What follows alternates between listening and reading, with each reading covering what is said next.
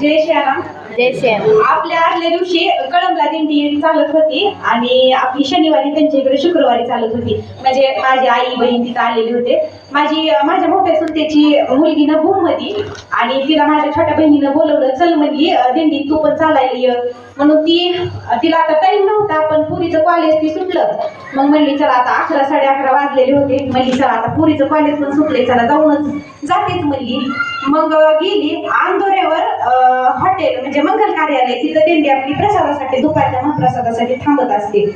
आणि मग काय झालं, गेल्या वर्षी पण ती आलेली होती, पण तिच्याकडून कशी काय चकली झाली काय माहिती. तिनं अंदोऱ्यावर जी उतरायचं का ती मशावर उतरली. आणि तिला काय आता एखाद्या असं कसं म्हणजे एखाद्याला रानात ही जमत नाही, तसं तिला ऊन दारातलं सुद्धा जमत नाही. आणि मग चलती मशापासून चलत लांब कनेरवाडी पाठीपर्यंत आली आणि चक्रा यायला लागल्या, उलट्या व्हायला लागल्या.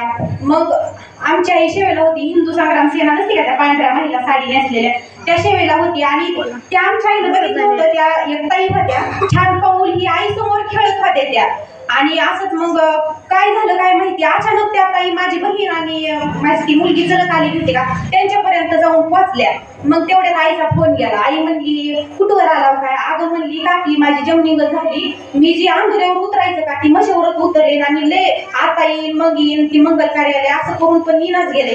अगं म्हणली पण आल्यात एक जण ताई. मग ती मागचा आवाज आईनं ऐकला फोनवर बोलल्याला, ती बोलत होती ना माझ्या म्हणजे त्या बहिणीच्या मुलीला बोलत होत्या. मग ती ऐकल्यावर म्हणली कोण आहे तुझ्या पैसे त्या ताई? तर म्हणली आहेत अगं दिंडीतल्या आल्या. ते म्हणले की चला मी नेते तुम्हाला तिथपर्यंत सोडते. आणि मग पुन्हा मग आईपर्यंत आणून त्यांनी पोहोचवलं, हाशेगाव पर्यंत पोहोचवलं. आई म्हणली आता तुम्ही तर तिथं पाऊल ठेवत होता किंवा थोड्या वेळापूर्वी, तर म्हणले काय ह्या चुकल्या होत्या म्हणून मी ह्यांना आणायला गेले होते. बघा आपण गुरुमाऊलीच्या सेवेसाठी बाहेर पडला का, गुरुमाऊली सगळी काळजी करते आपली. आपण नुसता बाहेर त्यांच्यावर सोडून द्यायचा. गुरुमाऊली मला कसं न्यायचंय कसं आणायचंय ते तुमच्याच हातात आहे. जय श्रीराम.